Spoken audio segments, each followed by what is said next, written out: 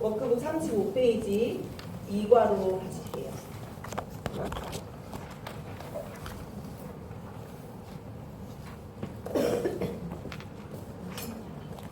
네. 자, 2과로 가셔서 제목 다 같이 한번 크게 읽어보겠습니다. 시작! 아담이 일시로 왕되다 창조. 네. 그래서 범위가 어디예요? 제목 아래 나와 있는 창세기 1장에서 2장. 그러니까 오늘은 창조만 공부한다고 생각하시면 돼요. 우리 이 여성경이 읽어진 애가 구약반이 총 12과로 구성이 되어 있어요. 그런데 구약 성경은 39권이잖아요. 그러니까 거의 40권 가까이니까 한 과당 3개에서 4개씩의 성경 목록을 다루어야지 이게 맞아 떨어지잖아요. 대충? 그런데 벌써 첫 과에서는 이 전체 개요를 본이라고 써버렸고 오늘 2과에서는 창조 그 창세기가 50장까지 있는데 딸랑 1장, 2장, 2장밖에 공부를 안 해요. 근데 심지어 다음 주는요 선악과만 공부하거든요. 선악과에서 창세기 3장, 4장만 공부합니다. 그러니까 이 구약반 총 12과 중에 1, 2, 3과를 하는데 창세기 4장까지밖에 못 끝나요. 그러면 무슨 얘기였어요? 4과부터 12과까지 나머지 몇 과죠? 9과. 9과 안에 구약 목록 39권과 창세기 나머지 이 46장 내용을 다 쏟아서 배운다는 거예요. 그러니까 두 가지를 여기서 의미하는 거죠. 첫째, 이 창조와 선악과 이야기가 어마무시하게 중요하다. 그걸 의미하고요. 그래서 이렇게 짧은 장이지만 한 과씩을 할애할 정도로 엄청 중요하다. 두 번째 의미하는 것은 나머지 4과부터 12과까지 엄청 빡세게 공부해야 됩니다.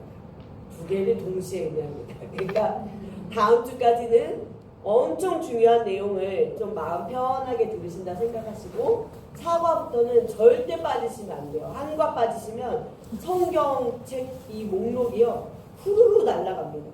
절대 4과부터는 빠지지 마시고요. 자, 그러면 오늘의 포인트 보겠습니다. 1번 하나님을 자연과학자로 보기 가로 열고 빅뱅, 진화론, 생명발생 이론 공부하기 되어 있습니다. 자연과학자 하나님, 창조하신 하나님. 그런데 그 창조하신 하나님을 반하는 우리 과학 시간에 배우는 이런 빅뱅, 진화론, 생명발생 이론 이런 것들을 한번 우리가 공부해보자 이거예요. 교회라고 해서 무조건 성경만 배우는 게 아니라 이 세상 과학 시간에는 뭘 가리키면서 하나님을 반박하는지 그 내용도 우리가 한번 보자 이겁니다. 그 다음에 두 번째로는 하나님을 인문사의 과학자로 보기. 그래서 가로 열고 사람의 존재의 하나님의 형상과 모양 이해하기가 있습니다. 굉장히 중요한 내용이에요. 그래서 오늘 이것도 같이 공부해 보도록 하겠습니다. 자, 그 아래 보시면 이제 스카치 테이프라는 게 나와요. 오늘 이제 이 성경이 읽어준 데에서 스카치 테이프라는 게 처음 나왔는데요. 우리 실생활에서 스카치 테이프가 뭐죠? 떨어져 있는 두 개를 이어 붙일 때 쓰는 거잖아요. 그래서 여기서 말하는 스카치 테이프도 지난 시간에 배운 것과 오늘 배울 것을 이어 붙이는 내용이에요. 그러니까 한마디로 말하면 서머리, 요점 정리와 같은 내용입니다. 그래서 스카치 테이프 내용이 굉장히 중요해요. 알짜배기예요. 그래서 다음 페이지까지 보시면 스카치 테이프가 있는데 누가 한번 큰 소리로 읽어주시겠어요?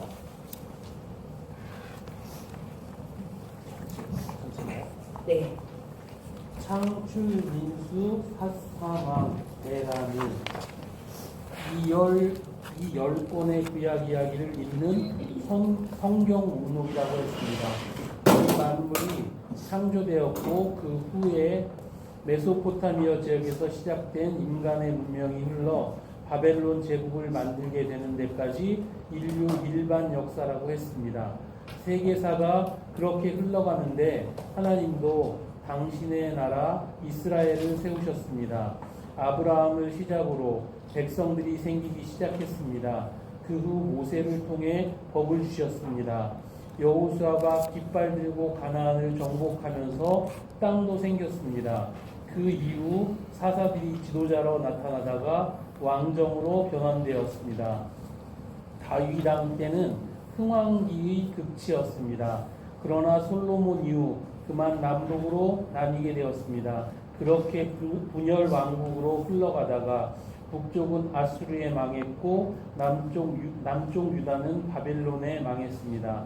그렇지만 선지자들의 예언대로 다시 70년 만에 복음으로 돌아왔습니다. 그리고 성전을 재건했습니다. 돌아온 포로 귀한 백성들은 팔레스타인에서 성전을 중심으로 계속 살았습니다.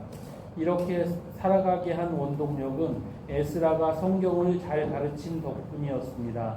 에스라는 돌아온 포로들의 역사를 문서화했을 뿐만 아니라 다시 이스라엘의 총 역사를 정돈해서 역대상 하라는 책으로 남겼습니다. 이렇게 에스라, 느헤미야와 함께 마지막 선지자 말라기도 백성들을 거들어 교육시킵니다.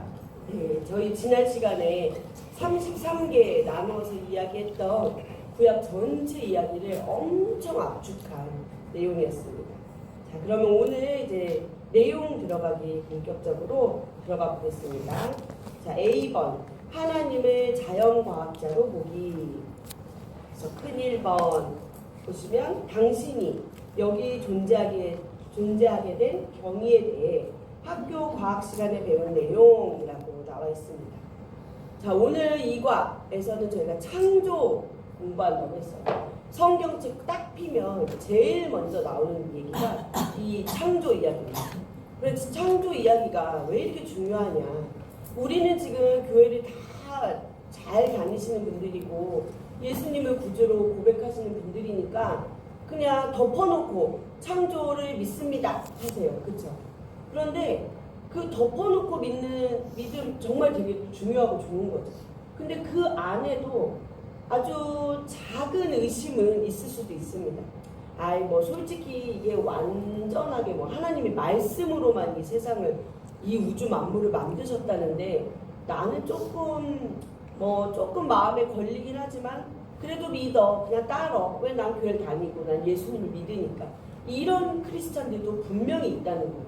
그런데 오늘은 이 창조에 대한 내용을 우리가 여기서 공부하면서 그 아주 미랄만큼의 작은 의구심도 다 떨쳐버리는 것이 오늘 공부의 목적입니다. 그래서 이 창조가 가장 큰 우리 교과 학교 다니면서 과학 시간에 과학이라는 걸 배운 우리들에게는 이 창조가 가장 처음 만나고 가장 큰 생장점이에요. 쫀자리.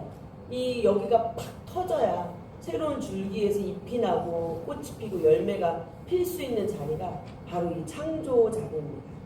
자, 그러면 우리가 성경은 자연과학은요, 문과에 속해요, 이과에 속해요? 이과잖아요. 그런데 성경은 좀 이상하지 않으세요? 이게 하나님에 대한 이야기고, 그러니까 뭐 예배, 영혼, 구원 이런 좀 인문과학, 아니 문과 쪽 내용으로 성경이 시작해야 될 것 같은데 막상 성경은 이 이과 쪽 얘기로 시작을 하고 있다는 겁니다.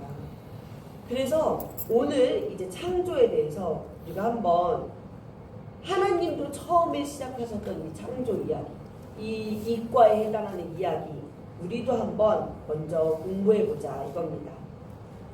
이 화면을 보시면 이게 이제 과학책이래요. 우리들도 배웠던 거죠. 가물가물하죠. 기억이 가물가물한데 이제 과학책들이 이렇게 있습니다. 그리고 이제 과학 시간에 배우는 내용 한번 보면 글씨가 좀 보이실까요? 나 땡땡땡은 16년 전 이 세상에 태어난 나는 16년 전 16살 아이들이 배우는 책인가 봐요. 그러니까 중학교 3학년 아이들 과학책. 오래전 4발로 올라타던 나무에서 내려와 2발로 걷기 시작한 최초의 인간에게서 시작된 나는 이런 나의 존재의 뿌리가 뭐라는 거예요. 내 조상이 뭐라는 거예요. 4발로 나무로 올라타던 원숭이래요. 이 과학책 첫 페이지에서 이거 보세요. 1단원이에요. 01. 1단원 시작에서부터 그렇게 배웁니다. 조상으로부터 내려온 유전자를 간직하고 있습니다. 그러니까 내 안에 원숭이의 유전자가 있다는 거예요. 또 뭐래요? 머나먼 과거, 지구에 처음 생긴 최초의 세포로부터 이어져 온 존재이다. 내가 경험한 과거는 16년 남짓이지만 나의 몸에는 내가 모르는 과거의 기억이 있다. 뭐예요? 내가 나무 올라타던 그 원숭이의 기억이 내 몸 안에 있다는 거예요. 여러분들 혹시 원숭이 꿈 꾸시면 내 조상의 꿈을 꾸나 보다 하실 수 있는 거죠. 이렇게 말도 안 되는 얘기를 학교에서는 과학이라고 공부를 하고 있습니다. 네, 또 보시면 네, 현생 인류인 그러니까 우리 현생 우리의 조상인 호모사피엔스 약 20만 년 전에 호모사피엔스가 뭐예요? 네 발로 기어다니는 이 유인원 원숭이입니다. 그 다음에 46억 년 전에 지구와 태양계가 생겼대요. 그리고 138년 전에 138억 년 전에 빅뱅으로 우주가 생겼고 네, 그러면 나는 어떻게 존재하게 되었나 이렇게 이야기가 나옵니다.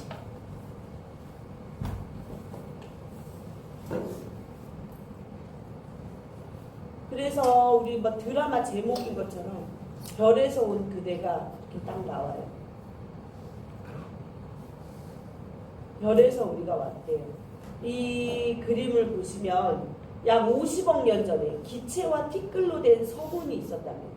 아무것도 없는 이 우주라고 말할 수도 없죠.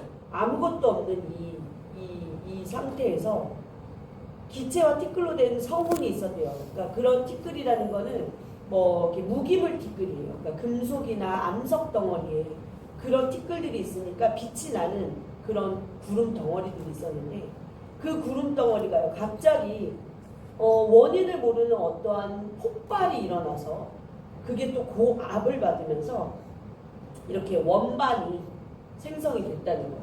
원반형으로 돌게 됐대요. 그러니까 구름을 쫙 누르면 원반이 되겠구나.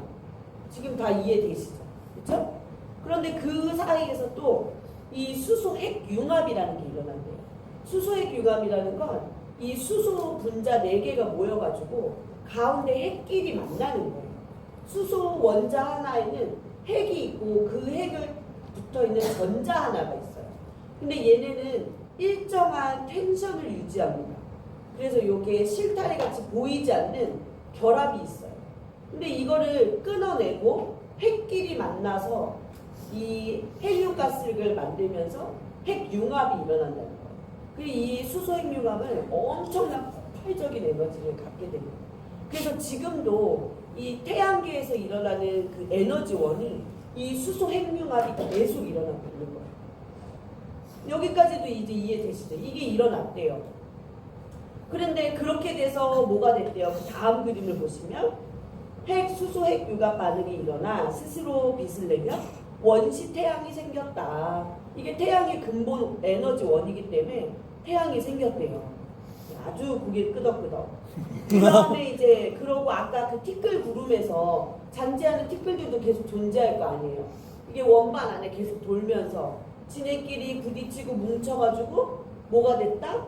지금의 태양계, 그 태양 다음에 있는 수금지와 목토천해까지의 행성들, 별들이 되었다. 라고 지금 이 하나의 그림으로 얘기를 하고 있는 거예요.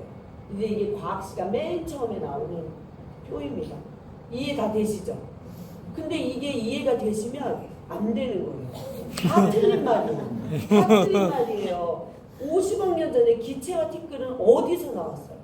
아무것도 없는 하나님이 창조 이전에 아무것도 없는 곳에서 이 도대체 기체와 티끌로 된 성문은 어디서 갑자기 뚱딴지 같이 나올 수 있었으며 또 이 초신성 폭발이 하려면 폭발을 이뤄낼 만한 에너지가 있어야 돼요.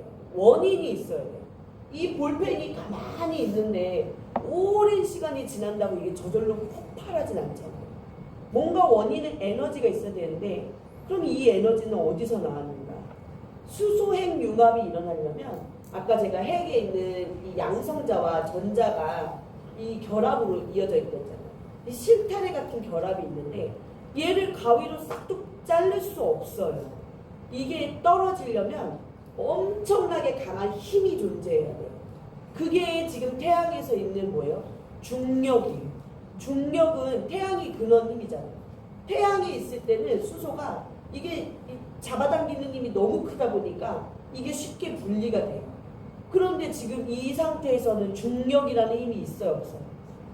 없는 상태잖아요. 그쵸? 무라는 거, 없을 무를 가져가는 우주의 태초이기 때문에 중력이라는 힘이 없는데 과연 이건 어떻게 분해가 돼서 수소핵융합이 저절로 일어나냐. 이것도 지금 말이 안 되고요. 어떻게 생겨난 티끌과 이게 궤도, 자기만의 궤도를 따라서 지금 일정하게 돌고 있으며 그 티끌들이 서로 뭉쳐져서 행성이 만들어졌다고 하는데 저 논리대로라면 지금도 우리 이 태양계를 돌고 있는 이 행성들은 뭐 해야 돼요?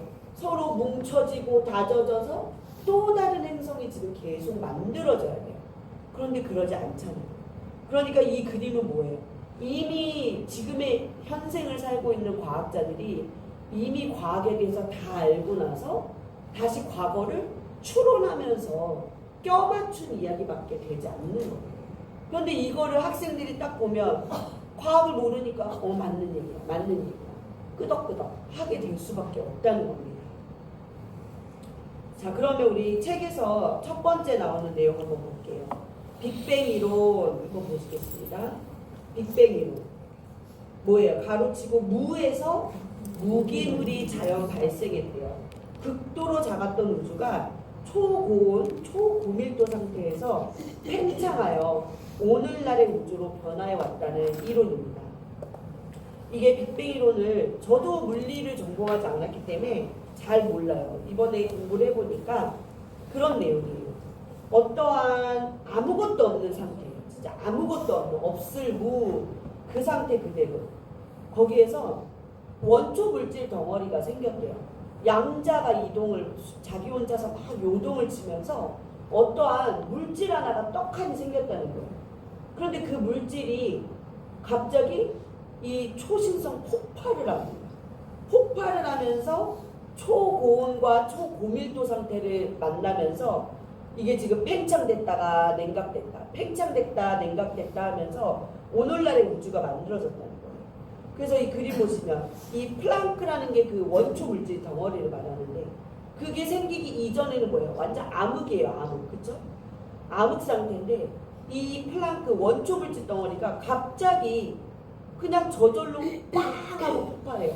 그 빵 하고 폭발한다. 이게 빅뱅이에요. 빅뱅. 빵 하고 폭발했더니 어떻게 돼요? 급팽창이 일어납니다. 여기 기울기 보세요. 엄청 가파르죠? 그쵸? 갑자기 팍 하고 팽창이 됐다는 겁니다. 팽창이 되다가 냉각을 거치면서 이제 기울기가 어떻게 됐어요? 완만해졌어요. 이제 더 이상의 팽창이 있다 없다? 없다. 그냥 꾸준히 스테이블하게 진행이 된다는 거예요. 그러는 가운데 뭐가 돼요? 빅뱅 가운데 빵 터졌을 때 그 수없이 많이 생긴 그 티끌들, 여기 뭐 티끌들 같은 거 보시죠? 이런 것들이 계속 뭉쳐서 오늘날의 태양계가 발생했다. 이렇게 주장하는 게 빅뱅 이론입니다. 자, 그 다음에 두 번째로 자연 발생 이론 볼게요. 자연 발생 이론 가로치고 뭐예요? 무기물에서 유기물, 단순한 세포 자연 발생입니다. 그래서 빅뱅이 일어난 이후 생명은 무생물로부터 자연적인 과정에 의해 만들어질 수 있다는 화학지나 이론이에요. 여기서 말하는 첫 생명체란 복제 가능한 단순한 세포 하나를 의미한다라고 나와 있습니다. 이 생명 발생 이론은 뭐냐면 쉽게 설명드리면 이 아무것도 없는 상태에서 바다가 있다는 가정이 들어가는 거예요. 원시적인 바다 상태. 근데 바닷물 안에는 많은 무기물들이 존재하잖아요. 그런 무기물들이 갑자기 이 바다의 수증기, 이 바다 대면 위에 수증기가 이렇게 있잖아요. 그러면 바다 안에 있는 이 무기물들이 이 수증기 안에도 그 성분들은 다 포함이 되어 있을 건데 얘네들이 그 천둥 번개 같은 그 아주 고압의 전기 에너지를 찌리릭 맞으면 이 수증기 안에 있는 무기물들이 유기물로 뿅하고 바뀌더라 이 말이에요. 그 지금 무기물, 유기물이 뭐예요? 무기물이라는 건 우리 윤슬이도 있었어요. 무기물이라는 건요, 우리 생명체를 구성하는 탄소, 질소, 산소, 수소 이 기본 요소를 뺀 나머지를 무기물이라고 해요. 그러니까 예를 들면 뭐 철, 구리, 뭐 납 이런 것들 있잖아요. 그런 것들이 무기물이에요. 바다 안에는 이제 그런 것들이 많이 존재를 하잖아요. 바다 그런 것들이 전기 에너지를 딱 만들면 그 납덩어리가 갑자기 벼락을 맞았더니 납덩어리 위에 꿈틀꿈틀하는 벌레 한 마리가 생겼더라. 이런 논리라고 아주 극단적으로 생각하시면 그렇게 생각하실 수 있어요. 이제 이게 가능하냐 이 말입니다. 가능하대요. 그 다음에 밑에 방가로 3번 생명 진화 이론입니다. 단순한 세포 최초의 조상, 공통조상, 인격적인 존재로 진화했다는 거예요. 그러니까 우연히 발생된 생명체가 자연선택, 돌연변이와 같은 방법으로 인해서 점점 발달했대요. 그러니까 그림에서 보시듯이 맨 처음에는 단세포 생물이에요. 뭐 아메바 같은 엄청 단세포 생물로 이게 자연선택설을 거치고 돌연변이를 일으켜서 지금의 인격적인 사람으로 진화했다는 게 이 생명 진화 이론입니다. 이걸 누가 주장을 해요? 엄청나게 유명한 찰스 다윈이라는 과학자가 주장을 해요. 근데 심지어 이 생명 진화 이론을 주장하고 나서 12년 뒤에 이 찰스 다윈은 인류의 조상은 거슬러 올라가면 누구다? 유인원이다. 원숭이와 같은 유인원이다라는 이 진화론을 공식적으로 발표합니다. 이게 이제 엄청나게 유명한 다윈의 진화론인 거예요. 자, 그래서 과학 시간에 배운 내용을 총정리를 해보면 이거예요. 아무것도 없는 거에서, 아무것도 없는 상태에서 무기물이 자연적으로 발생했대더라. 빵 터지는 빅뱅 이론에 의하면 그렇게 생겼대요. 그 다음에 생명 자연 발생 이론에서는 무기물이 있었는데 뭐 엄청나게 고압의 전기 에너지 같은 걸 맞으니까 무기물이 유기물로 변하더라. 그 다음에 마지막 진화론은 단순한 세포에서 자연 발생과 그 돌연변이를 거쳐서 인격적인 존재, 우리 같은 사람이 되더라. 이거입니다. 자, 워크북 다음 페이지 넘겨보세요. 2번. 당신이 과학적이라면 그럼 이렇게 질문을 하라는 거예요. 방가로 1번. 무에서 어떻게 초고온 고밀도의 우주가 시작할 수 있느냐. 이거를 질문하라는 거예요. 아무것도 없는 곳에서요. 이 양자라는 이 기본 원자를 구성하는 이 성분 하나가 스스로 요동을 해요. 근데 이것도 말이 안 돼요. 어떠한 하나의 점 같은, 예를 들어서 그냥 코딱지 하나가 있다고 생각해보죠. 코딱지가 실에 매달려 있어요. 근데 이게 갑자기 쓱 움직여요. 앞뒤로 그네 타듯이. 이게 아무것도 없는 이 진공, 무의 상태에서 가능할까요? 아니죠. 그러면 뭐라 그래요? 귀신이 고칼로리시다. 그쵸? 누군가가 저 멀리서 후라도 한 번의 입김을 불지 않고서는 이 천장에 매달려 있는 코딱지 덩어리 하나가 스스로 움직이는 그네 타는 요동을 한다는 건 말이 안 돼요. 그러니까 빅뱅 이론은 이 시작부터가 지금 말이 안 되는 전제하에서 지금 말을 하고 있습니다. 그리고 아까 말씀드렸듯이 빅뱅이라는 빵 터지는 그 에너지는 도대체 어디서 왔냐. 이 하나님이 우주를 창조하시기 전에 아무것도 없는 진짜 없을 무 그 상태예요. 어디서 그 에너지가 왔느냐. 그러니까 이런 것들이 말이 안 되고 있습니다. 근데 빅뱅 이론자들의 이 주장을 더 이렇게 캐내서 보면요. 이 사람들은 진짜 아무것도 없는 거에서 빅뱅 이론으로 우주가 탄생했어요 라고 주장하지만 그걸 자꾸 캐내서 올라가다 보면 실제로 이 사람들은 빅뱅 이전에 이미 또 다른 선 우주가 있었다는 거를 가정한 상태에서 이 빅뱅 이론을 주장을 하고 있습니다. 그래서 뭐예요? 이 상태는 진공이 아니고 장력과 중력 같은 힘도 다 존재하는 그런 대기 상태고, 뭐 수소, 헬륨 이런 가스들도 다 존재하는 상태다. 그러니까 그런 선 우주를 존재한다는 가정하에 이 빅뱅 이론이 우주의 탄생이다라고 주장을 하고 있어요. 그러니까 이거를 역설로 다시 말한 거예요. 아무리 뛰어난 과학자라도 아무것도 없는 거에서 우주가 탄생했다는 걸 설명할 수 있다 없다? 없다는 거를 반증하는 것밖에 안 됩니다. 그 다음에 이 폭발의 원동력, 이거는 가만히 설명이 되지 않는 거죠. 그리고 폭발 이후에 이 사람들은 일정한 궤도를 따라서 원반 형태로 해서 궤도를 따라서 이제 움직인다고 하는데, 그러면은 이 태양계가 어떻게 그렇게 질서정연하게 움직일 수 있느냐?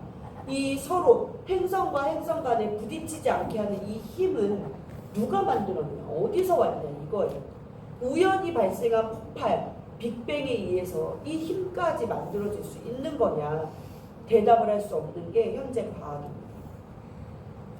자, 그 다음에 여기까지 이제 방가로 3번까지 제가 그냥 쭉 간단하게 설명했어요. 그 다음에 방가로 4번. 이 빅뱅 이론은 연력학 제1법칙과 2법칙의 위반이 됩니다. 이 진화론도 마찬가지고요. 생명 발생 이론도 다 위반이 되고 있어요. 막 토요일 아침부터 오셨는데 막 머리가 지끈지끈하죠. 내가 여기는 어디에 와 있는 것인가 지금. 네. 자, 연력학 제1법칙 많이 들어보셨죠? 아주 간단해요. 이 고립된 개 안에서, 고립이라는 전제가 반드시 있어야 돼요. 고립된 개라는 거는 어떠한 게 새로 들어오거나 빠지는 거 없이 딱 갇혀 있는 상태예요. 그 안에서는 연력학 제1법칙이 있다는 거예요. 뭐냐? 에너지 양 보존의 법칙입니다. 그러니까 쉽게 말하면 에너지라는 거는 형태는 바뀔 수 있어요.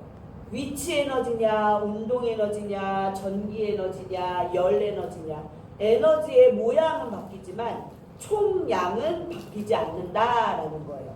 그래서 쉽게 예를 들면 물레방아 위에 물이 있어요. 그 물은 높은 곳에 있으니까 위치 에너지라는 걸 가져요. 위치 에너지는 높낮이에서 결정되는 에너지거든요. 그래서 예를 들어 그 물이 1000이라는 위치 에너지를 갖고 있어요. 물레를 타고 그 물이 쭉 바닥으로 내려옵니다. 그러면 얘는 내려오는 운동을 했잖아요. 그렇죠? 미끄럼틀 타는 운동. 그러면 이 위치 에너지 1000이 운동 에너지 1000으로 바뀌는 거예요. 근데 이 운동 에너지 1000이 발전기를 돌려서 빛을 내요. 그러면 운동 에너지가 전기 에너지라는 모양으로 바뀐 채 양은 얼마예요? 1000이라는 양 그대로 간다. 이게 연력학 제1법칙입니다. 어렵지 않죠? 자, 그 다음에 그러면은 연력학 제2법칙에 의해서 연력학 제1법칙에 의해서 보시면 아무것도 없는 상태에서 지금 폭발이 빵 하고 났다 그랬어요. 그 폭발 에너지가 날려면 이 에너지만큼의 뭔가 에너지원이 있었어야 돼요. 그렇죠? 에너지를 주는 공급원이 있었어야 돼요. 우리도 전기도 공급원이 있기 때문에 전기가 나오는 거잖아요. 그러면 에너지, 그 폭발하는 그 공급원이 어디 있었냐? 그거에 대한 대답이 안 되고 있습니다. 그 다음에 이제 연력학 제2법칙을 볼게요. 이것도 마찬가지로 고립된 개입니다. 고립된 개에서는 엔트로피는 증가한다. 이게 연력학 제2법칙이에요. 엔트로피가 뭐냐? 무질서도예요. 무질서도. 그러니까 뭐예요? 고립된 상태에서는 질서에서 무질서로 흘러가는 게 이 우주 자연의 법칙이라는 거예요. 그러니까 무질서에서 질서로 가면 법칙에 어긋난다는 거죠. 쉽게 예를 들면 이거예요. 왼쪽에 아주 예쁘고 반듯한 질서 정연한 큐브가 있어요. 이게 한 10년 정도 지나니까 어떻게 돼요? 다 망가지고 문드러지고 무질서한 상태로 가더라고요. 이게 극단적으로 표현한 연력학 제2법칙이 됩니다. 더 극단적으로 표현하면 건물이 하나 이렇게 있어요. 근데 이 건물이 한 200년 정도 지나면 이렇게 무너지기 일보 직전으로 아주 극단적인 거예요. 낡고 허르스름해진다는 거죠. 한 500년 지나면 더, 한 1000년 지나면 사라진다는 거예요. 이게 아주 극단적으로 묘사한 연력학 제2법칙이에요. 질서 있는 상태에서 무질서로 흐른다. 이렇게. 그러니까 무질서에서 질서로 가지 않는다라는 거죠. 자, 그러면 우리 여기까지 아까 생명자연 발생 이론에서 보면 아무것도 없는 거에서 빵 하고 터지더니요. 빅뱅 이론에서 우주 태양계가 아주 질서정연하게 생기잖아. 무질서, 아무것도 없는 무질서, 질서조차 없는 그 무질서에서 태양계라는 우주 질서정연한 태양계가 생긴다는 건 지금 이 법칙에 의하면 어긋난다는 거예요. 설명이 안 되고 있습니다.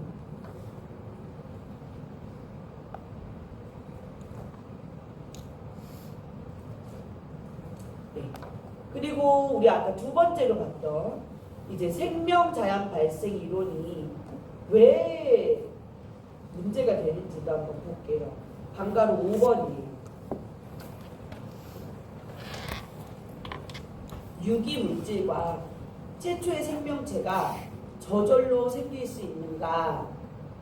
아까 제가 극단적으로 표현해서 그 원시 바다 안에 있는 납 같은 그런 무기물들이 천둥번개에 맞았더니 애벌레가 됐다. 이런 경우라고 했잖아요. 이게 이렇게 저절로 될 수 있냐. 그래서 이거를 1953년에 이 밀러라는 과학자가요. 실험을 한 거예요. 이렇게 실험 장치를 세팅을 했어요.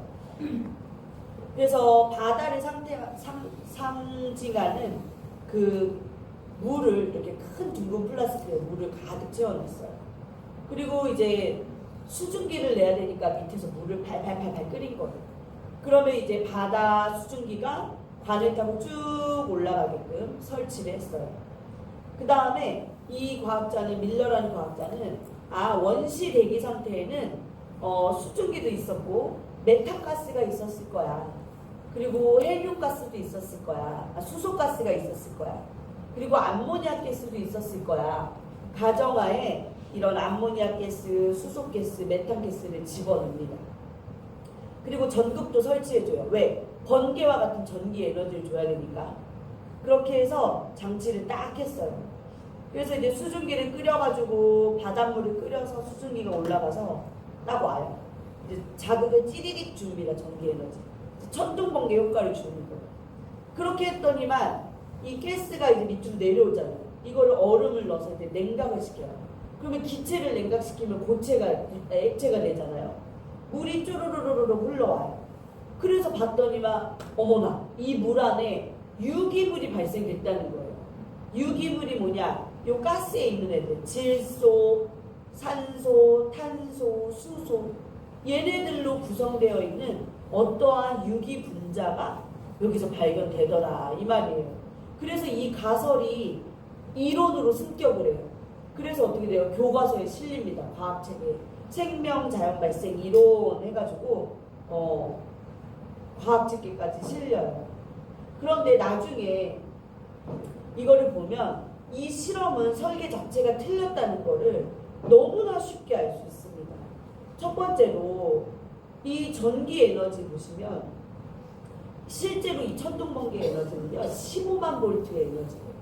그런데 이 과학자가 세팅한 전기 에너지는 6만 볼트밖에 안 돼요. 실제 번개의 절반도 안 되는 양의 전기 에너지를 준 거예요. 자, 왜 그러냐? 이 번개 15만 볼트에 해당하는 이 천둥번개 에너지는요. 이 사람이 가끔 뉴스에서 번개 맞은 사람 뉴스 들으시잖아요. 그런데 이 맞은 전기 에너지를 흘려보낼 수 있는 무언가와 접촉하지 않았다면, 예를 들면 뭐 물 안에 있거나 뭐 그런 상태가 아니라면 그 고스란히 사람이 그 번개 에너지를 다 맞으면 머리끝부터 발끝까지 다 터져 죽습니다. 그런 뉴스 가끔 들으신 적 있을 거예요. 근데 그러지 않고 그냥 사람이 죽었다 이렇게 나오는 건 이 받은 전기 에너지를 이 사람이 물 안에 있었거나 어디 전기가 흘러갈 만한 다른 것과 접촉한 상태에서 번개를 맞았기 때문에 이 번개 에너지가 퍼져나가는 거예요. 근데 그걸 고스란히 맞으면요 머리끝부터 발끝까지 다 터지는 거예요. 그렇기 때문에 15만 볼트의 에너지를 주지 않아요. 왜? 줬다가는 생긴 유기물도 다 없어질 판이니까 적절하게 과학 반응이 일어날 수 있는 에너지만큼만의 전기 에너지를 줬다. 그리고 또 이 원시 대기 안에 수소, 뭐 메탄가스, 암모니아가 있다, 가스가 있다고 하는데 그러면 산소는 왜 집어넣지 않았냐? 우리 공기 중에 산소는 필수잖아. 산소는 왜 뺐을까? 이 산소에는 이 파괴 분해 능력이 있습니다. 그러니까 우리 그 옥시클린 이런 거 보시면 O2 성분 다 들어있다고 하잖아요. 이 분해 능력이 있어요. 유기물 분해 능력. 그러니까 아마 여기에 산소를 집어넣으면 유기물이 생겨도 얘가 또 분해를 했을 테니까. 그러니까 그것도 싹 뺐다. 이런 것들이 눈에 너무 잘 보이는 거예요. 그래서 결국 40년 뒤에 이 밀러는 이 실험은 실패야라는 걸 인정을 합니다. 그러면은 또 자연적으로 진짜 발생할 수 있는지 제가 한번 또 극단적인 예를 들어볼게요. 인쇄소가 있는데 여기서 폭발이 일어났어요. 막 활자들이요, 막 지금 공중에 막 분해가 됐어요. 퍼졌어요. 그런데 갑자기 활자들이 저절로 우연히 그 빈 종이에 딱 2개가 찍혔는데 로라는 글자가 찍힙니다. 그리고 우연히 저절로 활자들이 막 찍히는데 로미오와 줄리엣 그리고 뭐 셰익스피어 막 문장이 막 저절로 막 찍히기 시작해요. 활자들이. 그러면서 이제 종이 뭉텅이가 땅에 딱 떨어졌는데 글쎄 그게 3개의 명작 로미오와 줄리엣 책 한 권이 딱 떨어지는 거예요. 이게 가능한 일이에요? 안 가능한? 안 가능한 진짜. 지금 이 과학자들이 말하는 엄청나게 그럴듯하게 막 이런 거 막 이게 뭐야 아까 이런 거 막 들이대면서 설명하면 맞네 혹하는 너무 혹할 수밖에 없게끔 과학적으로 설명하는 것 같지만 자세히 들여다보면 이거예요. 우연히 터졌는데 질서 정연하고 아주 완벽한 이 우주가 생겼더라. 이렇게 말하는 거와 다를 바 없다는 겁니다. 자, 그리고 유기물에서 아까 마지막 진화론에서 단세포에서 이 인격적인 존재로 됐다. 다윈의 진화론이 나왔어요. 이 진화나무를 한번 보세요. 그 얘기로 진화론에 의하면 이런 단세포 생물에서 물고기도 생기고 나무도 각종 나무 식물이 생기고 각종 동물도 생기고 조류도 생기고 궁극적으로 인격적인 사람까지 왔다 이건데 이게 가능한 이야기냐 이겁니다. 단세포에서 다양한 생물 거기에 모자라 인격적인 존재인 나까지 어떻게 흘러올 수 있냐 것입니다. 그래서 이 사람들이 말하는 그 생명 진화의 메커니즘은 돌연변이에요. 그리고 자연 선택설. 자연적으로 유리한 조건으로 자꾸 변하더라. 그리고 돌연변이가 생긴다.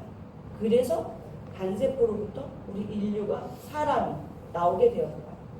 그런데요, 여태까지 나온 돌연변이 중에 이렇게 발전적인 돌연변이는 없습니다. 돌연변이는 다 흉측한 변이에요. 그래서 세대를 이어가지 못해요. 돌연변이. 그런데 이 과학자들은 그거를 주장하면서 이렇게 진화되었다라고 말하고 있습니다. 또 생물계에서도 보시면 무척추 해양생물, 조개 껍데기 조개 같은 거로부터 척추동물, 어류가 나왔다라고 주장을 해요. 그런데 그러면 이 조개와 어류 사이에 중간 단계 정도 되는 모양이 되는 무언가 화석도 남아 있어야 될 거 아니에요. 그러니까 뭐 몸은 조개인데 머리는 금붕어 머리 이런 무언가가 발견돼야 되잖아요. 뭐 기계할지라도. 그런데 연속적인 중간 단계의 화석이 존재하지 않는다. 이것도 이런 진화로 단세포로부터 돌연변이와 자연 발생에 의해서 자연 선택에 의해서 진화됐다는 거에 대한 한계점을 드러내고 있습니다.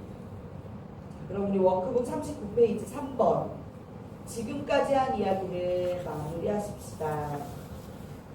여기 누가 한번 읽어주시겠어요? 녹색 박스?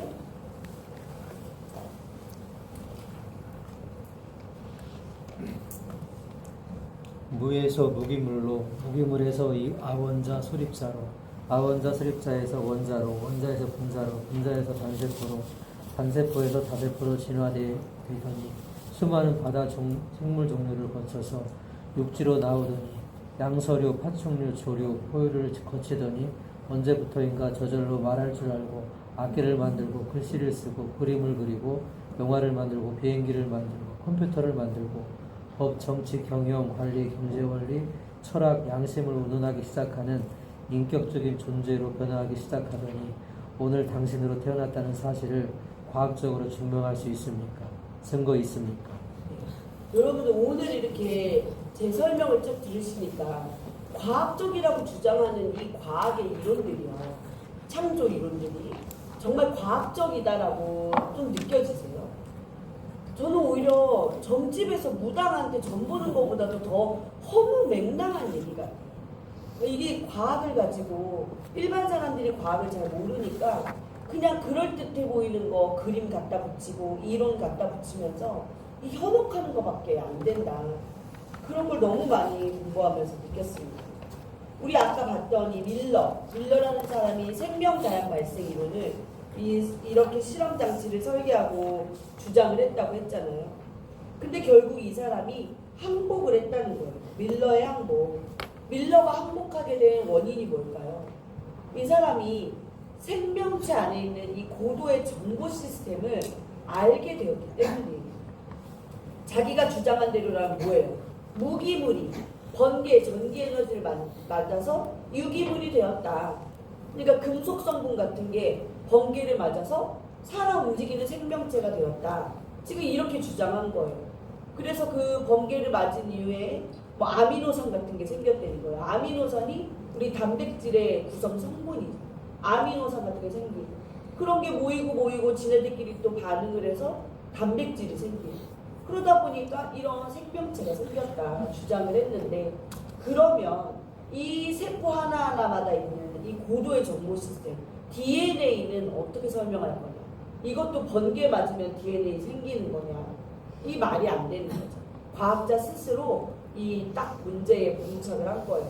그래서 결과적으로 40년 뒤에 1991년에 나 모르겠다, 항복, 내 실험은 실패다라고 인정해요. 여러분들 이게 뭐 같으세요? 제목이 나와 있죠. 바늘 끝에 있는, 우리 바늘 뜨개질 할 때 쓰는 바늘 끝에 있는 대장균, 그 한 마리 안에 있는 DNA 정보를요 쭉 펼쳐 쓴 거예요. 그러니까 뭐예요? 정말 우리 눈에 보이지도 않는 현미경으로 봐야 보이는 그 대장균 하나, 그 세포 하나, DNA 하나에 이마만큼의 DNA 유전 정보가 담겨 있다는 겁니다. 우리가 하찮다고 하는 이 대장균에도 이 정도의 유전 정보가 있어요. 우리 인간은 어마어마하겠죠. 자, 우리 몸을 보시면 장기로 구성되어 있어요. 그리고 조직들이 있고요. 그 조직들은 다 단백질로 구성이 됩니다. 그 단백질은 하나하나 쪼개면 다 세포가 있어요. 이 세포 안을 들여다보면 핵이 있고요. 그 핵 안에는 염색체라는 게 존재합니다. 그 염색체는 뭐로 구성이 되어 있냐? 다양한 단백질과 DNA로 구성이 되어 있어요. 이 DNA가 뭐예요? 우리의 정보 시스템, 우리 고유의 정보 시스템이 이 DNA 안에 다 담겨져 있는 거예요. 그러니까 우리가 뭐 얼굴 모양, 피부 색깔, 뭐 머리카락, 색깔, 굵기, 모양 이런 게 다 뭐에 의해 결정돼요? 이 DNA에 의해서 여기에 심겨진 정보대로 우리가 발현이 되는 거예요. 이렇게. 근데 생긴 건 이렇게 요 따위로 생겼어도 우연히 생긴 거다? 아니다. 엄청난 고도의 지성인이 만든 정보 시스템이 제 안에 있는 거예요. 여러분들 안에도 다 있는 거예요. 자, 제가 아까 이 DNA를 자세히 살펴보면 이렇게 나선형 계단이 꼬불꼬불하게 사슬 모양으로 있는 거예요. DNA 구조는. 근데 보시면 AT, GC, TA 이렇게 보면 이 G라는 거는 C와만 반응합니다. 얘만 짝꿍이래요. 짝꿍. A라는 거는 T랑만 짝꿍이래요. 그러니까 A가 만약에 C랑 짝꿍이래. 그러면 어떻게 되는 거예요? 돌연병, 유전병 이런 게 생기고 유전적 질환 이런 것이 생기게 되는 거예요. 그러니까 아주 철저하고 정교한 규칙에 의해서만 얘네들이 서로 짝꿍을 착착착착 하는 거예요. 그런데 이 하나의 DNA 안에 이 GC 이런 걸 염기라고 했죠. 이런 게 몇 개가 들어있을 것 같아요. 하나의 DNA 안에 60억 개가 들어있어요. 60억. 근데 얘네가 짝꿍을 이루어서 있으니까 30억 층짜리 이 나선 계단이 되는 거예요. DNA 하나. 이해되시죠?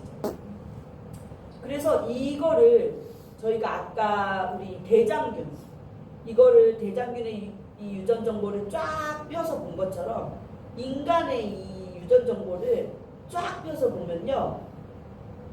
이 30억 개 이거를 A4 용지에다가 쫙 썼어요. 그래서 3,000글자를 썼대요. GCAT 이거 3,000글자래요. 이거를 다 쓰면 인간의 몸 안에 있는 DNA가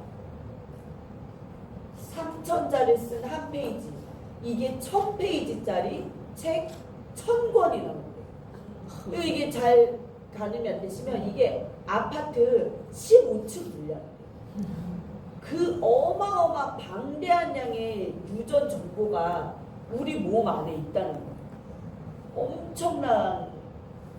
엄청나지 않으세요? 이걸 과연 누가 할 수 있느냐? 이게 사람이요 15층 높이에 될 만한 책을 쓰라고 해도 쓸 수 있을까요? 이게 쉽지 않잖아요. 그렇죠? 우리 하다못해 성경책 하나 필사하는 것도 손이 발발 떨리면서 하는데 근데 그거를 너랑 나랑 얘랑 10명은 똑같고 100명은 똑같고 이게 아니에요. 다 다른 책이에요. 다 다른 책을 한 사람마다 아파트 15층 정도의 분량으로 그만큼의 고도의 이 정보 시스템을 다 쓴 사람 누구일 수밖에 없을까요? 이게 번개 맞아서 생길 수 있는 거라고 생각하세요?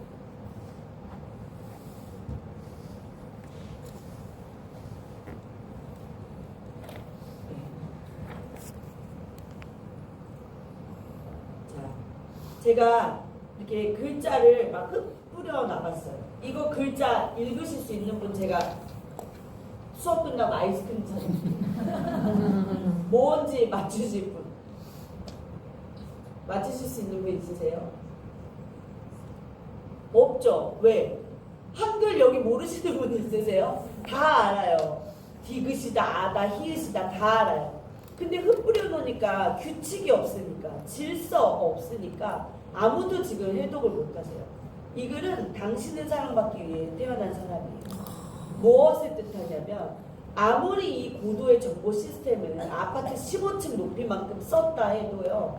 그게 발현이 되려면 질서와 규칙이 있어야 된다는 거예요. 그런데 우리 몸은 어때요?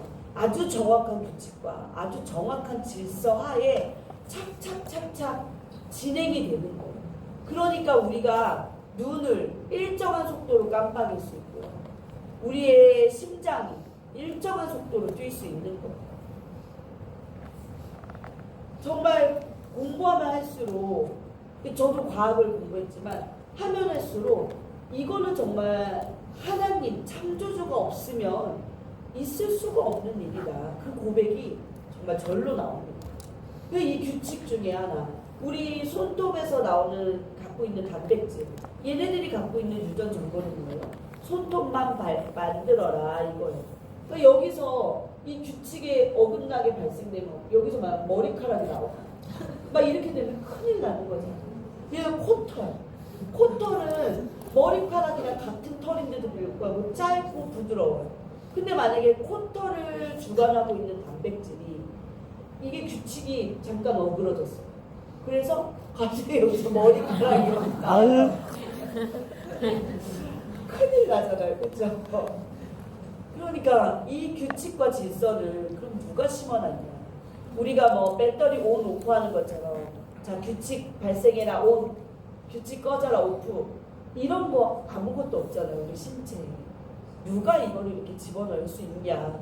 이게 진짜 번개에 의해서 나올 수 있냐. 자연 선택적으로 이게 생길 수 있냐. 돌연변이가 이걸 이렇게 일으킬 수 있냐. 아무것도 과학적으로는 대답을 할 수 없다는 겁니다. 그래서 다음 페이지 넘어가시면 저희가 지금 양가로 1번 밀레 딜레마 요거까지 한 거고요. 그래서 양가로 2번 당신의 몸은 소우주와 같다라고 하는 거예요.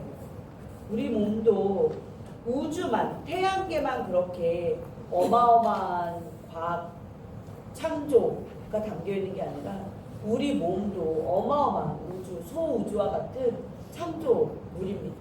세포는 하나의 거대한 공업 도시와 같다. 그러니까 이게 세포 하나에 리보솜이라는 게 있고 세포막, tRNA, 미토콘드리아 많은 역할을 하는 세포들이 또 단백질들이 있어요. 얘네들이 각각의 지시받은 명령대로 각자의 일을 세포 하나하나마다 다 수행을 해요. 이 중에서 하나라도 제 역할을 못하면 규칙에 어긋나게 일을 하면 질서에 어긋나게 일을 하면 뭐가 돼요? 그때 우리가 병에 걸리게 되는 거예요.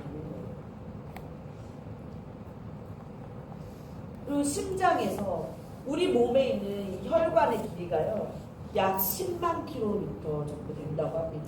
서울, 부산은 500km라고 따지면 하루에 200회 이상을 왕복할 수 있는 길이가 우리 혈관 길이에요. 지구를 2바퀴 반이나 돌 수 있는 길이에 이 혈관이 우리 몸에 다 장착이 되어 있습니다. 그러면 심장이 한번 펌프를 하면서 이 혈관을 통해서 피가 다 흐르잖아요. 하루에 10만 번 심장을 펌프한대요. 이 규칙은 그럼 누가 심어놨어요? 자, 어제 우리 철야예배 때 심장아 뛰었으니까 지금은 좀 쉬어. 이러면 어떻게 돼요? 죽는 거예요. 그렇죠? 이 고도의 질서와 규칙 누가 심어 놓았냐 이겁니다. 그래서 방가로 2번 창조를 선포하는 성경. 과학적으로 설명이 안 될 수밖에 없어요. 왜? 과학도 피조물인 사람이 만들어낸 산물이에요. 그렇잖아요. 창조주가 만들어낸 것이 과학이 아닙니다. 그렇기 때문에 창조를 선포할 수 있는 건 성경밖에 없어요. 창조주, 하나님이 쓰신 책. 그래서 창세기 1장 1절에 뭐라고 나오죠? 우리 화면 보면서 다 같이 선포해 볼게요. 시작. 최초에 하나님이 천지를 창조하시니라. 네. 그 밑에 녹색 박스 보시면 창조주 하나님은 이 사실을 가르쳐줘야 되겠기에 가르쳐준 것입니다. 당신 혼자서는 모르니까 우리 스스로 모른다는 거죠. 성경은 창조를 선포하고 출발합니다.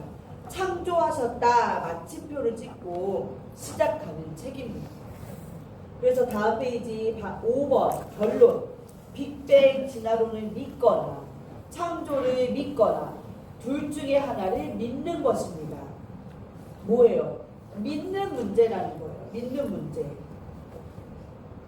우리 지금까지 과학 시간에 배운 과학 이론들, 이 창조를 가장 반하는 진화에 대한 큰 이론들을 3가지를 살펴봤어요. 그런 것들을 캐내니까 이 창조가 증명이 되더라 안 되더라? 안 되더라. 오히려 의구심만 더 생길 뿐이에요. 그때마다 과학자들은 아직은 설명이 안 된다. 이렇게 얘기를 하고 있습니다. 그러면은 진화론을 믿는 거, 빅뱅 이론을 믿는 거는 과학이고 창조론을 믿는 거는 신앙이다. 이렇게 이제 우리가 여길 수 없다라는 거예요. 어떻게 보면 성경에서 나오는 이 창조 이야기가 되게 허구 이야기 같다. 어떻게 말씀으로 이 우주 만물을 만들어? 허구 이야기 같다 하는 것만큼이나 과학에서 주장하는 이 진화론들도 굉장히 허구적이라는 걸 우리가 오늘 봤잖아요. 그러니까 이제 이것은 하나는 과학이고 신앙이야. 이렇게 할 수 없고 둘 다 뭐예요? 그냥 맹목적인 믿음으로 믿어야 되는 문제라는 거예요. 이제 그러면 여러분들이 뭘 택해서 믿으실 거냐? 반가로 1번. 만약에 여러분들이 과학적인 이론, 빅뱅, 진화론을 그래도 나는 좀 믿어. 그렇게 하실 경우에 부수적으로 여러분들이 믿어야 되는 말은 뭐냐면요. 그러니까 나는 진화론을 믿어 라고 했을 때 여러분들은 이런 거를 인정하시는 거예요. 첫 번째, 빈 공간에 써보세요. 물질은 스스로 존재한다. 물질은 스스로 존재한다. 이거를 믿는다는 거와 마찬가지의 의미입니다. 무슨 말이에요? 우리 지금 여태까지 과학 시간에 나온 말들을 보면 다 자연적으로 우연히 그냥 얼렁뚱땅 생겼대요. 그러니까 뭐예요? 물질은 스스로 존재한다는 거예요. 그런데 그 밑에 또 적어보세요. 우연히 존재한다. 근데 그 스스로 존재하는 게 계획과 질서와 규칙에 맞춰서 존재했대요. 아니에요. 우연히 존재해요. 우연히 폭발이 생겨가지고 존재하게 돼요. 우연히 전기 에너지를 맞아서 생기게 돼요.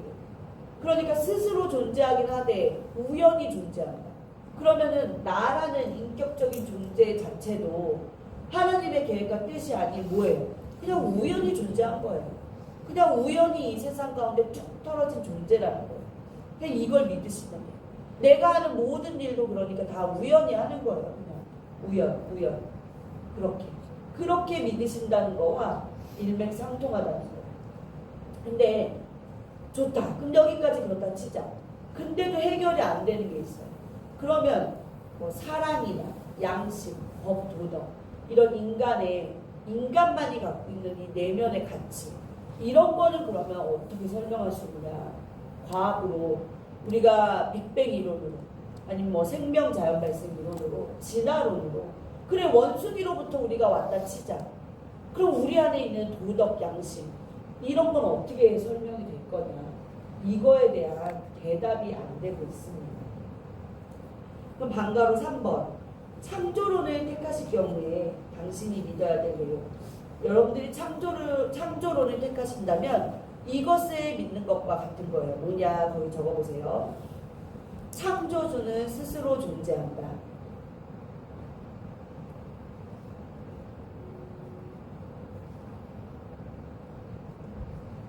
출애굽기 3장 14절 모세가 그 떨기나무 가운데서 하나님을 만나죠. 그때 하나님이 뭐라고 했어요? 나는 스스로 있는 자라고 소개를 하십니다. 말씀 그대로 창조주는 스스로 있는 존재입니다. 창조주를 누가 만들었나요? Nobody knows. 아무도 몰라요. 스스로 존재하는 분이다. 그리고 밑에 또 써보세요.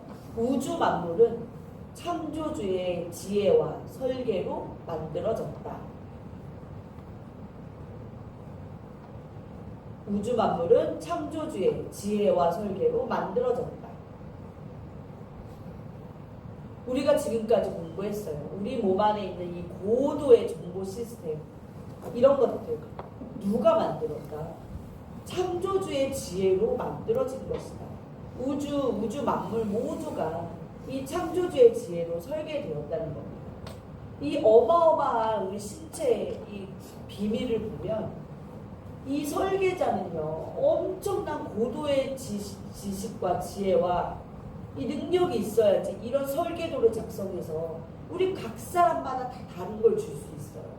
이거는 그 어떠한 과학적인 로봇도 할 수 없는 것입니다. 그래서 우주 만물은 창조주의 지혜와 설계로 만들어졌다. 그 다음에 또 하나 써보세요. 우리의 인격성, 영성은 하나님의 형상과 모양이다. 인격성, 영성은 하나님의 형상과 모양이다. 우리 아까 과학을 믿었을 때 해결 안 되던 그 내면적 가치들 그런 것들이 어디서 왔냐? 하나님의 형상과 모양이라는 거예요. 하나님의 형상 따라 하나님의 모양대로 지음받은 존재이기 때문에 우리 안에는 그런 내면적 가치들이 다 있는 것입니다.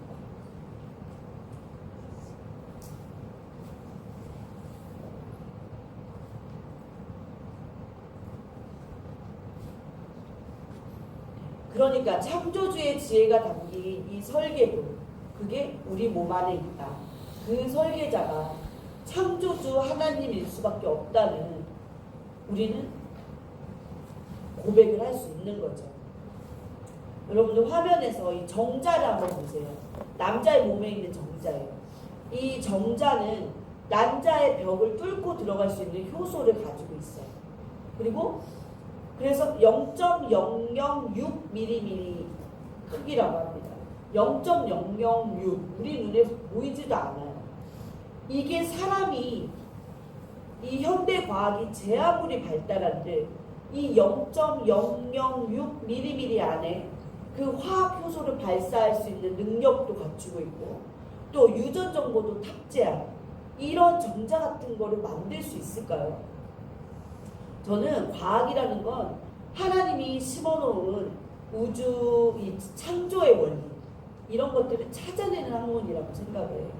창조를 부인하고 반박하는 내용을 찾아내는 게 과학이라는 학문이 아니라 이 안에 심어놓으신, 그러니까 우리가 보물찾기 하듯이 창조하실 때 하나님이 이 우주 만물 가운데 심지어 우리 몸 안에도 숨겨놓으신 갖가지 창조의 비밀들, 놀라운 하나님의 원리들을 찾아내는 게 저는 과학이라고 생각합니다. 제가 이제 화학을 전공을 했잖아요. 대학 시절에 진짜 저명한 교수님이 여럿 계셨어요. 되게 저명하신 분이었는데 수업 시간에 이런 말씀하시는 교수님들이 계셨습니다. 본인은 이 공부를 계속하면 할수록 신이 있다는 걸 인정할 수밖에 없대요. 그러지 않고서는 만들 수가 없다는 거예요. 이게 아무리 과학이 발달해도 우리 몸을 만들 수 없다. 이 우주 만물을 만들 수 없다. 그래서 본인은 교회를 안 다니지만 신의 존재를 인정한대요. 그렇지만 그 신이 하나님인지 그건 난 모르겠다. 교회를 안 다니시고. 그렇지만 우리는 아주 쉽고도 간단하고 명확하게 답을 내릴 수 있죠. 그 신은 누구입니까? 하나님이에요. 왜? 우리는 유일신 하나님을 믿잖아요. 그렇죠? 그렇기 때문에 우리에게는 너무나 간단한 답변입니다.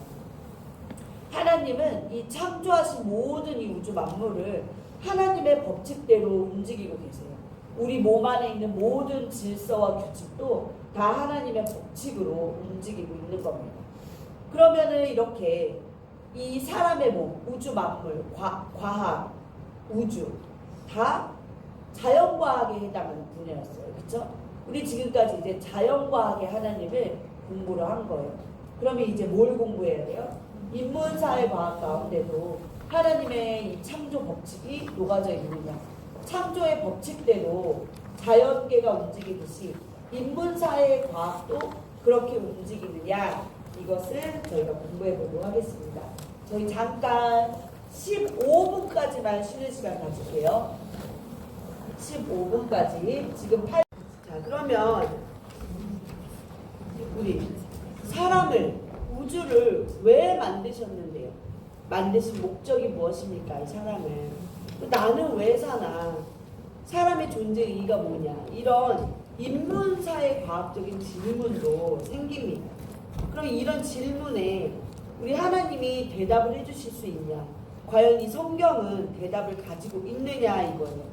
이 지금 우주 만물이, 우리 신체가 이 과학적인 자연과학 법칙에 의해서 움직이는 것처럼 이 인문사회 과학 분야에도 하나님의 원리가 녹아져 있느냐, 이게 궁금하다 이겁니다. 어느 철학가나 사상가가 말하는 때에 따라 흔들리는 그런 법칙들 말고 정말 진리이고 절대적인 하나님의 법칙이 인문사회 과학 분야에도 있느냐? 대답은 yes, 있다 이것입니다. 그래서 저희 창세기 1장 26절에서 2장 23절 안에 그 DNA 같은 유전 정보가 들어있는 거예요. 1장 1절에서 25절까지는 자연과학 이야기가 나옵니다. 창조에 관한 자연과학 이야기. 그 다음에 1장 26절에서 2장 23절까지는 이 아담으로부터 시작해서 하와가 만들어지는 인문사회 과학에 해당하는 내용이 나오게 됩니다. 네. 저희 빨리 끝날게요.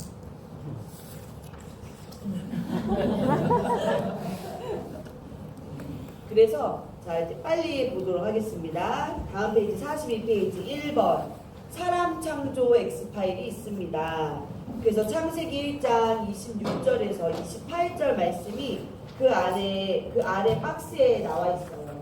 저희 한번 소리 내서 다 같이 한번 읽어볼게요. 시작. 하나님이 말씀하시기를 우리가 우리의 형상을 따라서 우리의 모양대로 사람을 만들자. 그리고 그가 바다의 고기와 공중의 새와 땅에 사는 온갖 들짐승과 땅을 기어다니는 모든 들짐승을 다스리게 하자 하시고 하나님이 당신의 형상대로 사람을 창조하셨으니 또 하나님의 형상대로 사람을 창조하셨다. 하나님이 그들을 남자와 여자로 창조하셨다. 하나님이 그들에게 복을 베푸셨다.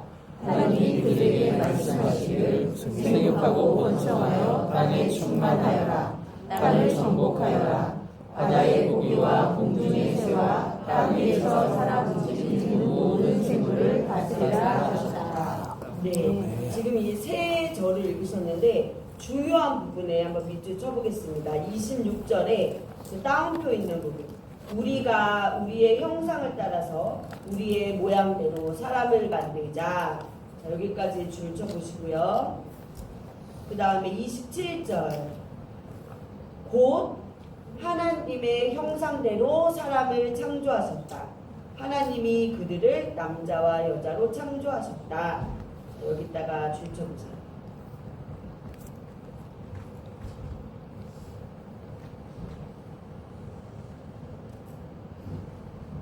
그 다음에 이제 보시면 방가로 1번. 사람의 존재 의의는 무엇인가? 그 존재 목적이 뭐냐? 사람의 최고 가치는 무엇인가? 나는 왜 사나? 자, 정답 먼저 적고 제가 설명 시작할게요. 정답은 영광 한번 적어보세요. 영광.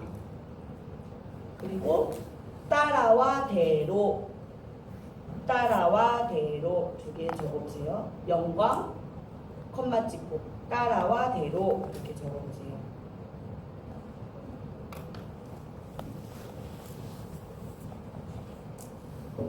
네, 저희 아까 26절 중요 말씀이 뭐였어요? 하나님이 말씀하시기를 우리가 우리의 형상을 따라서 우리의 모양대로 사람을 만들자. 자, 화면 보세요. 우리의 형상을 따라 우리의 모양대로 사람을 만들자.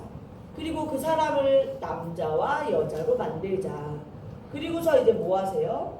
너네들이 생육하고 번성하고 충만해라.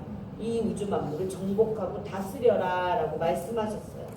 그런데 우리는 그러면은 우리 사람을 만드신 이 목적이 무엇인가? 자, 사람의 제일 되는 목적이 무엇이냐? 이 정복하고 다스리는 것이 제일의 목적이냐? 아니라는 겁니다. 제가 처음에 말씀드린 영광을 위해서요. 영광을 위해서. 하나님께 영광 돌리는 삶이 되게 해주세요. 우리 그런 기도 빼놓지 않고 하잖아요. 그러면 그 영광이 뭐냐? 이 영광이라는 거 질문하면 이게 딱히 대답하기가 좀 애매해요. 그렇죠? 뭔지는 다 알겠지만. 자, 그래서 이 영광이라는 단어 안에는 리플렉트라는 반사시키다라는 의미가 있습니다. 제가 따라와 대로, 우리 아까 우리의 형상을 따라, 우리의 모양 대로라고 했잖아요. 그래서 이 따라랑 대로에다가 제가 거울을 한번 이렇게 씌웠어요. 그러면 거울에 하는 역할은 뭐예요? 리플렉트, 반사시키는 거예요. 그거 그대로 내비쳐 주는 거예요.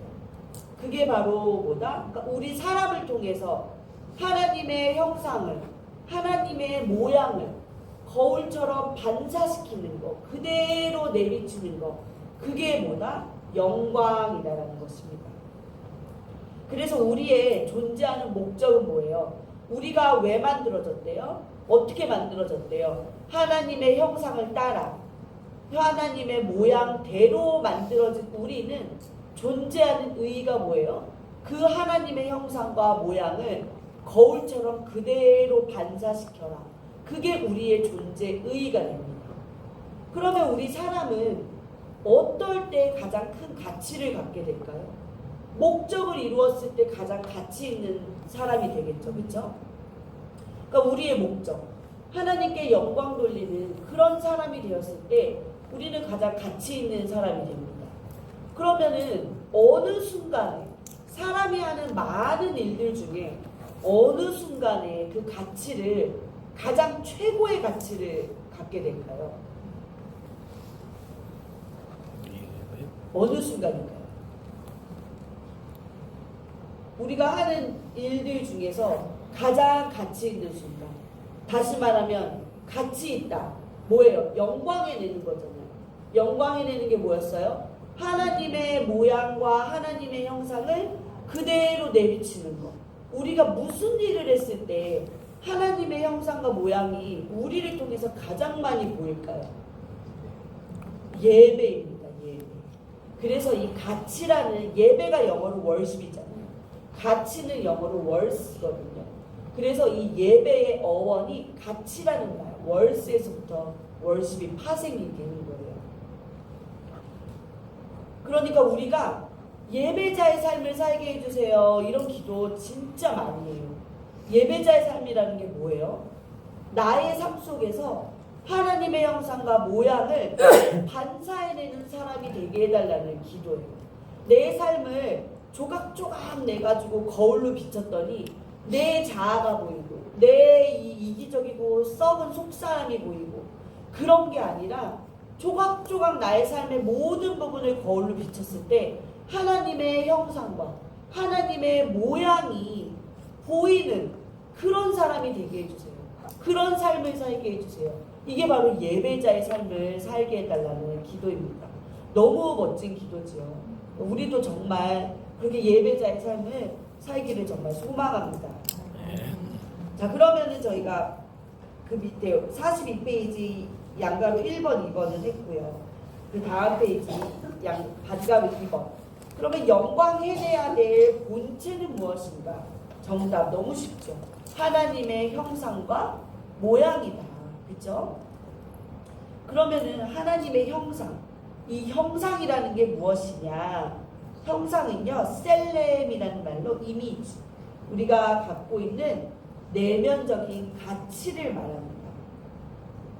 우리 앞서서도 내면의 가치 얘기했잖아요.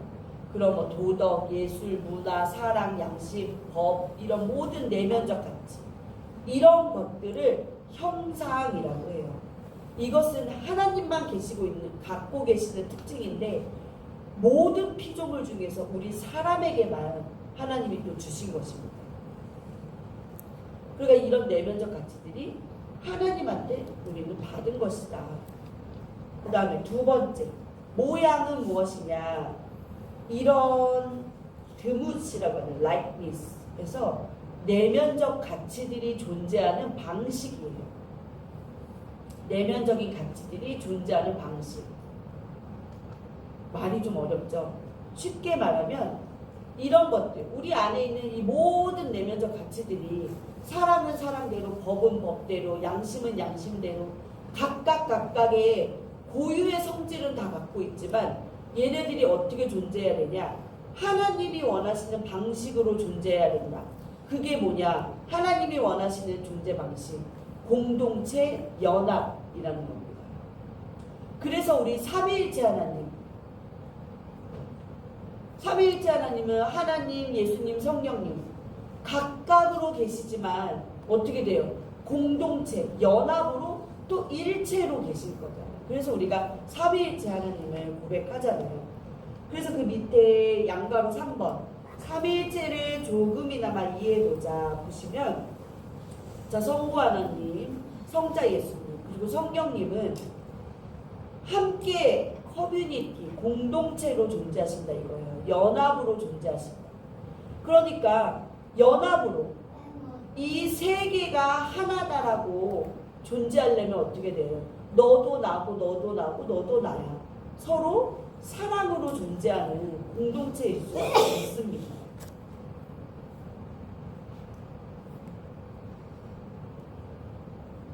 여기까지 따라오고 계시죠? 네.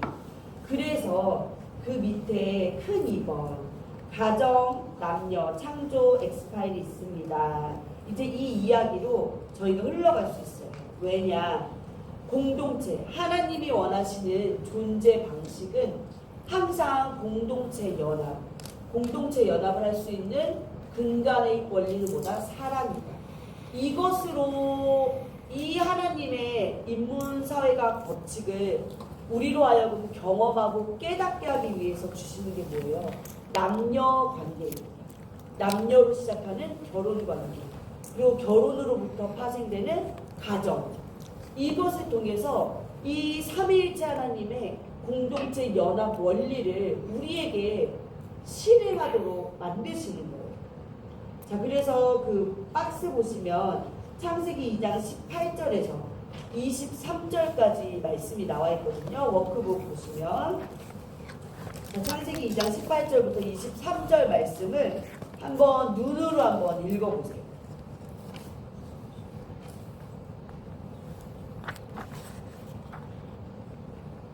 눈으로 읽어보세요.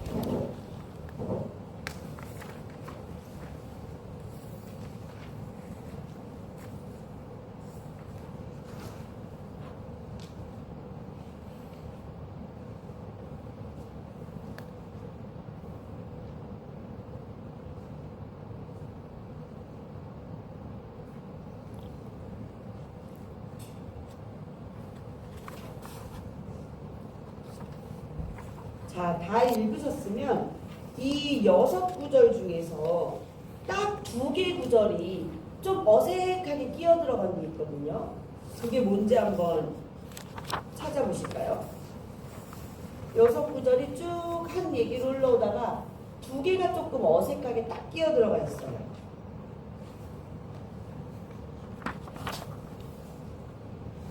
그게 어디예요? 19절하고 20절. 그쵸? 문맥상 뭔가 연결이 안 돼요. 지금 아담에게 너는 짝꿍이 없네, 너의 짝을 만들어줘야겠다 하시다가 갑자기 하나님이 동물들 이름 지어주는 그 2개의 구절이 딱 나와요. 그리고 나서 다시 또 하와를 만드시는 이야기가 연결이 됩니다. 이름 지어주는 이 장면이 갑자기 껴 들어가는 거예요.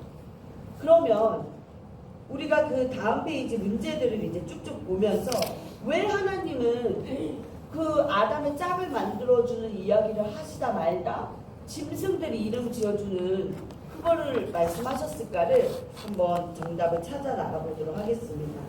저 질문들을 먼저 볼게요. 반가로 1번. 왜 아담이 독처하는 것이 좋지 못하고 하셨는가? 너무 쉽죠?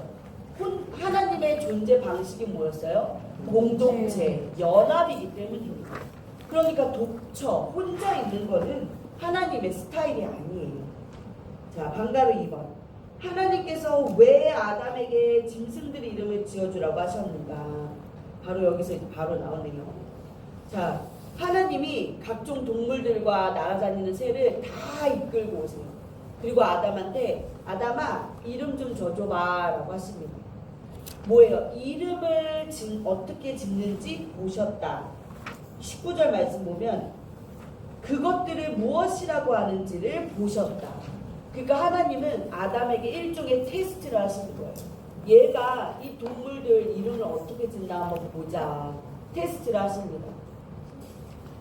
그런데 이 아담은요, 이 동물들과 새들에게 이름을 지어주는데 어떻게 지어주죠? 각각 다른 이름을 지어줍니다. 그쵸? 그러려면 어떻게 해야 되겠어요? 아담이 이 동물들을 하나하나 잘 관찰을 했겠죠. 아주 세심히 관찰하고 사랑의 마음으로 들여다보고 그러면서 또 분류 작업을 했겠죠. 너는 네 발로 기어다니니까 저쪽, 너는 날개가 있으니까 이쪽, 너는 키가 크니까 저쪽, 너는 코가 기니까 이쪽. 분류들을 이렇게 했을 거예요. 그러면서 자, 너는 코끼리 1, 너는 코끼리 2, 너는 코끼리 3, 너는 기린 1, 너는 기린 2 이렇게 이름을 지어주지 않았어요. 각각 다른 이름을 다 지어줍니다. 이걸 보면서 하나님은 옳다구나 하신 거예요. 왜? 창조 안에 숨겨져 있는 하나님의 법칙. 하나님은요, 어느 것 하나 똑같이 만드신 게 없어요. 각각의 독특함, 각각의 스페셜리티를 다 주신 거예요. 우리 사람 한 사람 한 사람도 너는 참 이게 독특해. 너 이게 되게 너한테는 장점이구나. 넌 스페셜하구나. 너는 참 귀하다. 이런 마음으로요. 다 하나하나를 각각의 특징을 갖게끔 하나님은 만드셨어요. 그리고 그 창조의 본질을 깨뚫은 아담은 이름을 지어줄 때 고스란히 하나님의 그 뜻과 법칙에 따라서 동물들의 이름을 각기 다르게 지어줍니다. 그러니까 그제서야 하나님은 무엇을 허락하세요? 짝꿍을 허락하시는 거예요. 아담 얘가 이 하나하나를 귀하게 보는 이 마음, 이 사랑의 마음을 얘는 갖고 있구나. 하나님이 그거를 인정하신 거예요. 우리 삼위일체 하나님이 단수로 존재하시지만 또 복수잖아요. 그렇지만 복수이시면서도 또 단수예요. 삼위일체니까. 여기서 일체라고 말하는 거는 몸이 하나다 이게 아니에요. 그러니까 가끔 사람들이 하나님은 왠지 하늘에 있고 예수님은 또 인간의 몸으로 땅에 계시는데 어떻게 일체예요? 여기서 말하는 일체는 그 신의 영원성, 신성, 신의 능력이 하나라는 걸 의미하는 거지 이 몸의 덩어리가 하나라는 걸 의미하는 게 아닙니다. 삼위일체 하나님은 단수이자 복수, 복수이자 단수로 존재하시면서 공동체 연합을 이루세요. 그 연합을 이룰 수 있는 힘은 무엇이다? 서로의 사랑이에요. 너는 너고 나는 나다가 아니라 너도 나같이 사랑하는 그 사랑의 마음으로 연합을 이룰 수 있는 거예요. 이 아담은 동물들의 이름을 지어주면서 엄청난 애정과 사랑으로 하나하나를 본질을 규명하면서 이름을 지어준 거예요. 각각의 이름을. 그 사랑의 마음을 하나님은 보시고 그제서야 이 아담으로부터 이 사랑의 공동체, 이 원리를 깨달은 아담으로부터 인류를 시작해도 되겠다. 그래서 그때부터 하와라는 두 번째 사람을 허락하십니다. 그러니까 하나님이 아담 너에게 짝이 없구나. 그리고 나서 바로 하와를 만드신 게 아닌 거예요. 아담이 짝이 없구나. 그런데 먼저 일종의 테스트를 해야 되는 거예요. 과연 이 첫 번째 사람 아담으로부터 이 사랑의 원리로 돌아가는 공동체, 인류가 나와도 될런지 테스트를 하시기 위해 이름을 지어주는 역할을 주십니다. 이 테스트에서 아담은 통과한 거예요. 그래서 21절에 하나님이 아담을 잠재우시고 갈비뼈로부터 하와 두 번째 사람을 만드십니다. 자, 그러면 워크북 45페이지 반가로 3번. 본래 여자는 어디에 있었는가? 아담 안에 있었죠. 그렇죠? 아담의 갈비뼈로 나왔으니까. 반가로 4번.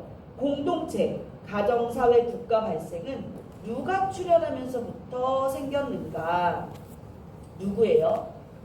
여자. 하와가 생기면서부터 생기게 됐다.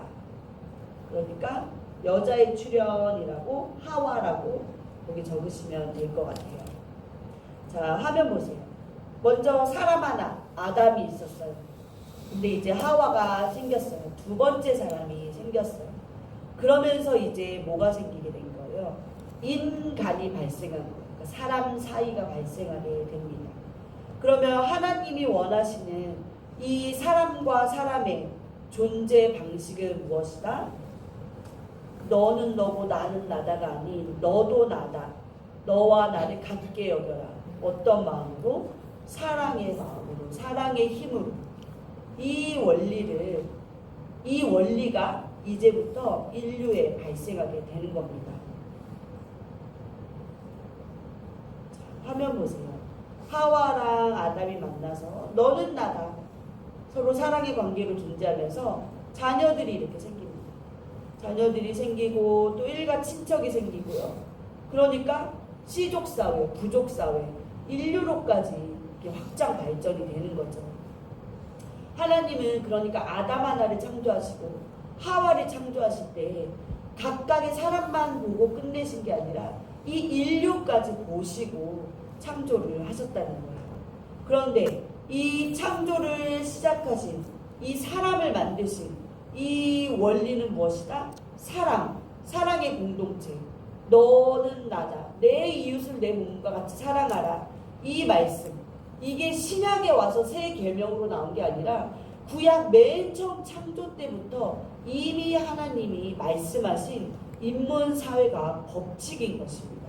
사랑으로 마침표를 찍으라는 거예요. 그래서 반가로 5번을 보면 아담이 깨달은 인간론은 무엇인가? 뭐예요? 너는 나다. 너는 나다라는 거예요. 그래서 아담이요. 23절 2장 23절 그 앞페이지 말씀 보시면 뭐예요? 이제야 나타났구나 이 사람아. 뼈도 나의 뼈, 살도 나의 살. 남자에게서 나왔으니 여자에게로 부를 것이라. 아담이 깨달은 게 뭐예요? 너는 뼈도 내 뼈고 살도 내 살이야. 즉 너는 나야, 너는 나다. 이 하나님의 창조 인문사의 과학 법칙을 아담은 깨뜨린 겁니다. 그래서 이것이 이 어성경이 읽어지네에서 이해치 사모님은 아담의 PhD 논문이라고 이름을 붙이셨어요. 그러니까 이 논문의 핵심, 너는 나다. 사랑의 힘으로 이루어지는 공동체, 연합, 하나님의 존재 방식, 이것입니다. 자, 그래서 방가로 6번 하나님께서 아담에게 다스리라고 위임하시는 근거, 이 우주 만물을 이제 정복하고 다스리라고 하시는 근거는 뭐예요? 지금 계속 반복적으로 말씀드리는 거예요.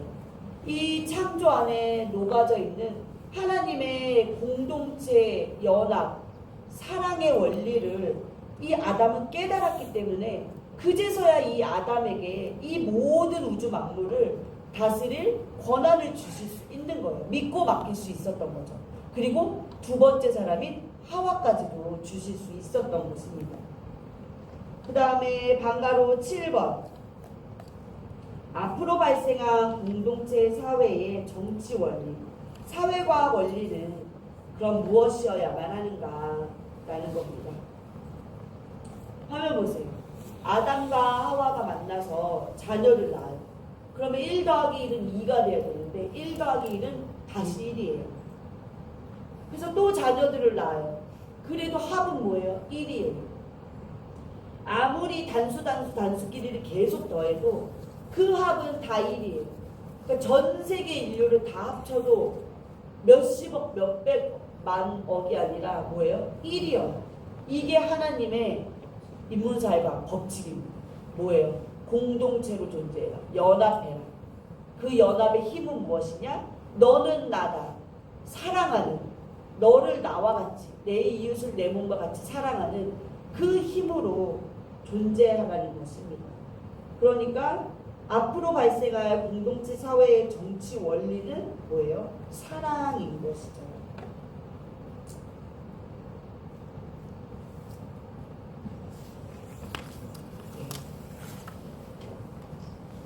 정리가 되실까요? 그러니까 우리 자연과학 법칙의 하나님은 이 창조, 우주 만물을 창조하실 때 하나님의 법칙을 다 세워놓으셨어요. 아주 정교하고도 치밀하고 고도의 지적인 그런 설계도를 이 우주 만물과 우리 신체에 심어 놓으시면서 질서대로, 규칙대로 하나님의 귀한 법칙이에요. 그러니까 교회 안에서도 질서와 법칙이 다 깨지고 무질서하면 그건 하나님이 원하시는 원리, 다스림의 원리 방침이 아닌 거죠. 그리고 또 인문사회학 법칙에도 하나님의 이 뜻과 법칙이 다 녹아져 있었습니다. 뭐예요? 삼위일체 하나님처럼 공동체로, 연합으로 존재해라. 그렇게 할 수 있는 힘은 무엇이다? 사랑이다. 이거를 느낄 수 있게, 우리가 경험할 수 있게, 알게 할 수 있게 하기 위해서 주신 게 뭐예요? 남자와 여자, 그리고 결혼제도. 결혼을 통해서 남자와 여자 1 더하기 1이 더 이상 2가 아닌 1이 되는 그 하나님의 놀라운 원리를 우리로 하여금 체득하게 하시는 거예요.